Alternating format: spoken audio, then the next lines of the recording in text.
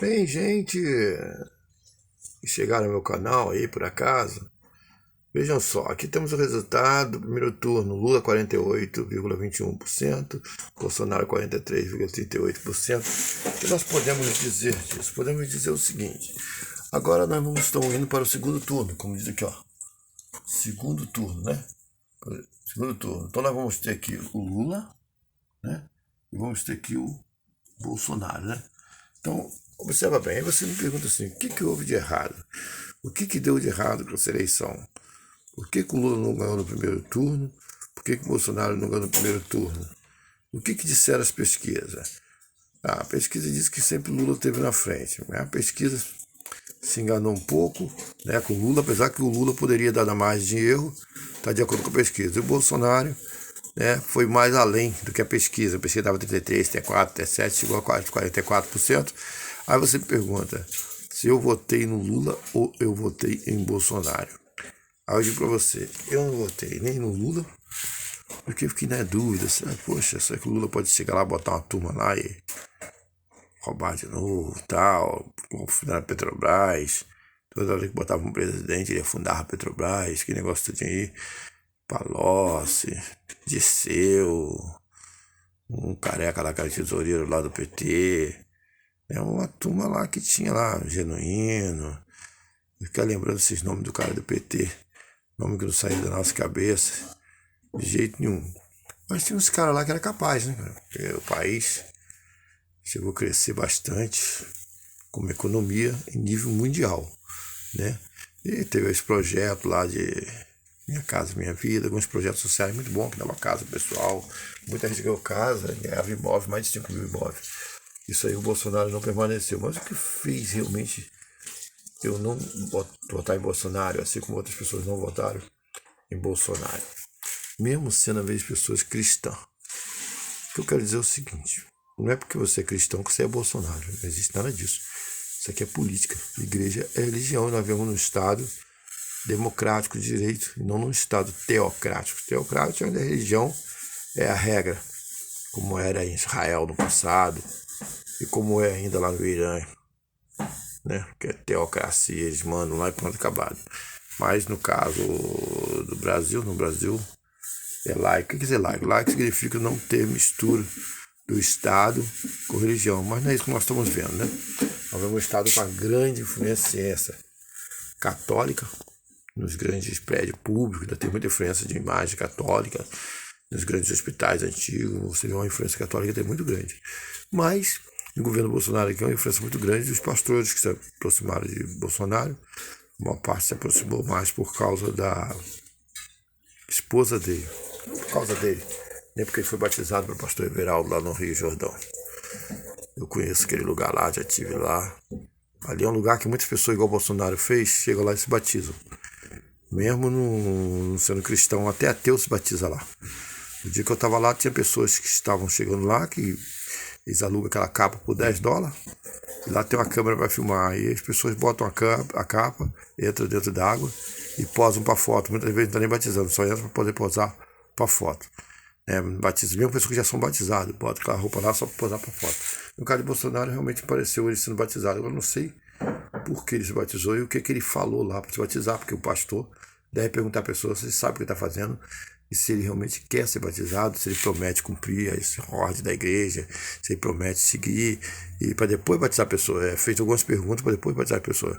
Eu não sei o que o pastor Everaldo perguntou a Bolsonaro, mas com certeza Bolsonaro não reúne também todos os requisitos para uma pessoa assim cristã protestante. Ele fala muito palavrão, ele xinga, ele fala muita coisa que não tem nada a ver.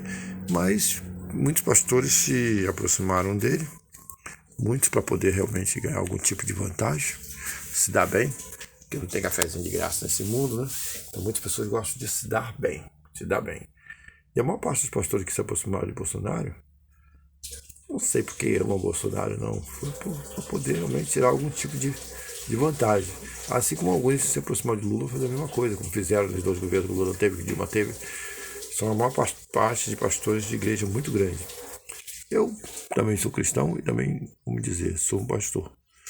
Eu pertenço realmente ao grupo majoritário de pastor do Brasil, que é o maior grupo que tem, que é da Assembleia, daquela grande convenção geral. Mas eu fiquei assim meio, não vou dizer que fiquei em cima do muro, não. Eu realmente não apoiei o Bolsonaro. Na primeira eleição eu quis muito que ele ganhasse, eu torci muito que ele ganhasse. Porque eu queria que a turma do PT deixasse o poder de qualquer maneira. Por quê? Eles já estavam muito tempo no poder, já vinham para quase 3 eleições eles no poder. E o negócio estava chato, já estava chato já. Ninguém podia falar nada, que tudo do PT passava, então o país estava querendo uma mudança. Sempre tem uma ordem, né, que se segue aí, que depois de dois governos, o terceiro não presta. Mas você pode fazer um bom governo, seria 2, o terceiro não presta. Talvez agora o PT, se ele fosse pegar agora, o terceiro já seria um recomeço, aí poderia até prestar, porque ia ver os erros do passado. Mas direto diz que 3 governos não prestam. Se tiver 3 eleições, tem que sair na segunda, não presta. Alguma coisa dá errado. Você começa a pensar que é rei que manda no negócio, né? No caso, por que eu não votei Bolsonaro? Perdi esses interesses, bolsonarismo. Eu perdi o interesse por causa de quê? Por causa da pandemia. Quando eu vi o Bolsonaro ficar debochando de pandemia, tá certo, ele falou assim, o pessoal poder trabalhar, que a economia precisava crescer, até concordo com isso, que tomasse os meios seguros para que o povo voltasse a trabalhar. Tem que botar sua capa na cabeça, mas que fosse trabalhar, que a economia não podia parar. Mas o problema dele foi ele ir para a imprensa e falar: você pode virar jacaré, pode estar falando fininho, eu não vou tomar vacina e tal, não tomo. Então isso aí atrapalhou muito, porque naquela época morria muita gente. Você ligava a televisão, só via caixão, não via corpo sendo embolado, jogado em necrotério, jogado em caminhões. Pô, o homem falando que não ia tomar vacina, que pronto, que é para trabalhar de qualquer maneira. Não tinha como tomar, a contaminação era muito real. E ele, não, isso vai ser uma gripezinha. Então aquilo ali, mesmo que ele pegou como se fosse uma gripezinha, outros pegaram como se fosse uma gripezinha, muita gente perdeu seu ente querido. Não tem uma família que não perdeu ente querido. Todos nós perdemos ente querido. Então isso pesou. Isso ficou cravado no povo. Eu não votei em Bolsonaro porque eu não vi um fechamento total com o combate ao coronavírus. Ele comprou realmente as vacinas, mas demorou muito. Primeira vez que ofereceu os lotes para ele, ele ficou inventando um montão de coisa. Esses caras iam dar garantia de se alguma coisa acontecesse. Poxa, a hora daquela que tinha era aquela vacina que tinha, era aquela Coronavac, não tinha outro. Ele pedindo garantia lá de outras vacinas, de um montão de coisa. Quer dizer, enquanto isso, perdeu-se tempo. Muita gente morreu. Muita gente morreu. E acabou ele comprando a vacina. Comprou milhões de vacinas. Mas quando ele comprou, muita gente já estava contaminada e o vírus já tinha se espalhado no Brasil. Quando ele trouxe aquelas pessoas lá de fora para o Brasil, da China para o Brasil, algumas pessoas de fora mandou o avião buscar, beleza. Mas uma coisa também foi errada aqui, começaram a mandar as pessoas, os primeiros contaminados que chegaram no Brasil, eles mandaram para casa, mandaram a pessoa ficar em casa. Quem é que vai para casa com a família e vai ficar realmente em quarentena em casa? E o vírus se espalhou rápido.